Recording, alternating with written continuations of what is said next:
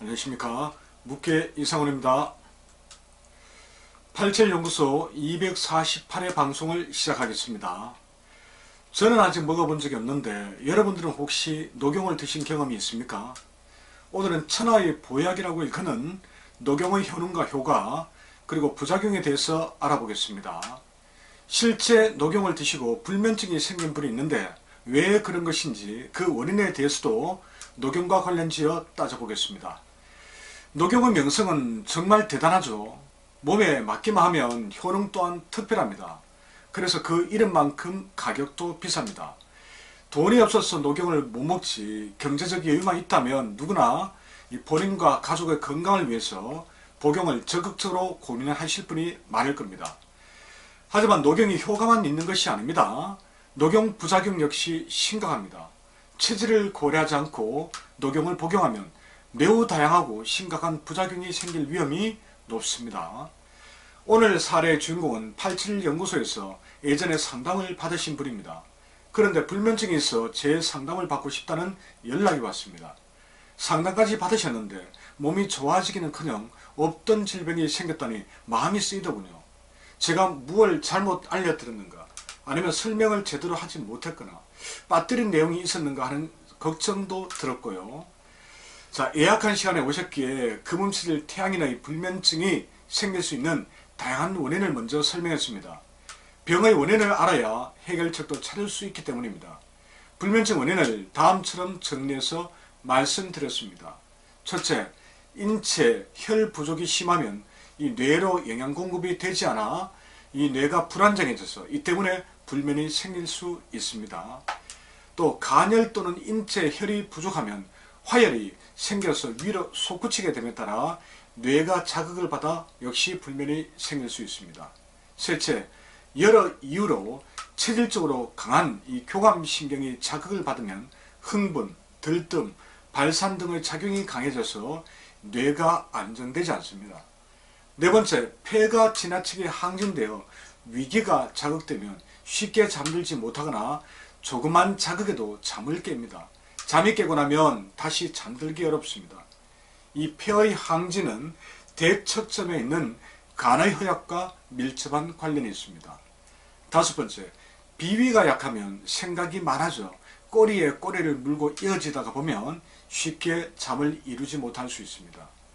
여섯 번째, 침대가 수맥파나 묘토 자리 위에 놓여있다면 기혈 흐름이 뒤틀리고 정서도 안정되지 않아 역시 불면이 생길 수 있습니다. 자, 언뜻 떠오르는 이런 6가지 원인을 일일이 설명하면서 다음과 같이 말해주었습니다. 말씀드렸습니다. 어떤 경우에도 원인 없는 질병은 없습니다. 갑자기 불면이 생겼다면 반드시 원인이 있기 마련입니다. 그건 나보다 본인이 더 잘 아실 겁니다. 최근 섭생이나 정신적인 문제가 없었는지 한번 생각해 보시기 바랍니다. 또한 수맥파나 묘토에서 올라오는 기운의 문제라면 그 어떤 처방을 해도 소용이 없으니 잠자리를 옮겨가면서 몸의 반응도 한번 살펴보시고요. 느낌의 변화가 있다면 수맥 및 묘토 기운 때문일 수 있습니다. 자, 이렇게 말씀드리자 그제야 짚히는 것이 있는지 이야기를 하시더군요. 얼마 전에 기운이 너무 없어 알고 지내는 한약방인지 한의원인지 제가 헷갈립니다. 진단을 받았다고 합니다. 그곳에서 이야기하기를 몸 상태가 이 진기가 다 빠져나간 바싹 마른 나무 껍질 같은 상태라는 것입니다. 이를 빨리 해소해야 한다면서 녹용이 들어간 한약을 지어주더라는 것입니다. 이 말씀을 듣는 순간 가슴이 꽉 막히는 느낌이었습니다. 상담할 때 녹용, 경옥고, 공진단, 인삼, 영지버섯, 사광버섯 등은 이 금음체질 태양인에게 맞지 않는다고 말씀드렸습니다. 특히 녹용 부작용이 매우 심각하니 절대 드시지 말라고 강조했습니다. 또한 태양인 금체질 보약은 오가피 장척탕과 미우도 식장탕 이외에는 맞는 것이 거의 없으니 절대로 먹어서는 안 된다는 이야기도 덧붙였고요. 그런데 녹용이라니요. 녹용의 효능과 효과는 무엇보다 대열, 즉 열이 아주 많고 폐를 가장 크게 보하는 데 있습니다. 이 밖에 기운을 더하는 강장 효과도 탁월합니다. 그렇다면 태음인 목체질과 소음인 수체질의 효과가 좋을 수밖에 없습니다. 태양인과 소양인은 해롭겠지요. 자, 태양인 금체질이 건강에 좋지 않다는 것은 크게 보아서 양이 강해지고 음이 허약해진 그런 상태입니다.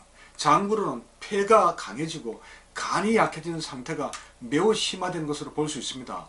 그런데 이 녹용을 통해서 양을 더욱 강하게 해서 화해를 만들고 폐를 항진시켜 간을 위축시키는 이 녹용을 드시게 되면 어찌 되겠습니까? 아이들에게 녹용을 먹이면 바보가 된다는 말의 의미를 생각해 보시기 바랍니다. 아이들은 열이 많은데 이 대열한 열이 많은 녹용을 먹이면 간열이 이 상승해서 뇌를 타격해서 바보가 될 수도 있다는 뜻이 아니겠습니까? 또 녹용에 들어간 한약은 얼마나 또 비쌉니까? 반면 이 팔체질몰에서 판매하는 건강식품은 녹용탕약의 3분의 1 값도 안 됩니다. 게다가 한방차는 대부분 국산 약재 위주입니다. 한방차 대신에 솔잎기름을 드셨더라도 간 기능이 회복되어 피로가 줄고 혈행이 개선되며 면역력도 증진되어 서서히 기분이 회복되었을 테고요. 이외에 두시원과 체질차도 있고요. 참으로 안타깝습니다. 연구소까지 힘들게 오셔서 장시간 상담을 받고 상담료까지 지불하셨습니다. 그런데도 상담을 통해 배운 지식을 활용을 안 하시고 절대 드시지 말라고 하는 비싼 녹용보약을 챙겨 드셨으니 말입니다. 이 팔체질 나라 네이버 카페로도 가입해 검색도 해보시고 궁금한 것은 질문도 하면서 체질섭생을 하셨다면 훨씬 더 빨리 건강을 회복하셨을 텐데요. 녹용에 대해서도 확인차 한 번 더 질문해 볼 수 있었을 테고요. 하기는 한의학 전문가라는 분들조차 아직도 녹용을 만병통치약처럼 생각하고 있으니 이분만 탓할 일은 아닙니다. 전문가들이 공부하지 않고 말도 안 되는 이야기로 멀쩡한 사람을 오히려 환자로 만들고 있습니다. 그런 상황이니 여러분들은 정신 똑바로 차리고 깨어 있어야 합니다. 그래야 나와 가족의 건강을 지킬 수 있습니다. 지금까지 금음체질 태양인 분의 불면증이 생긴 이유를 녹용의 효능효과와 부작용 이런 것들과 관련지어 한번 알아보았습니다. 태양인 금체질과 소양인 토체질은 녹용을 절대 드시면 안됩니다. 체질에 대한 착각과 오진이 너무 많으니 태음인과 소음인으로 알고 있더라도 체질에 대해서 100% 확신이 서지 않으시면 역시 드시지 마십시오. 나와 가족의 생명과 건강이 달린 문제인데 도박을 할 수는 없지 않겠습니까? 참고로 녹용이 몸에 이로운 한국 사람은 비율상 35% 이내밖에 되지 않습니다.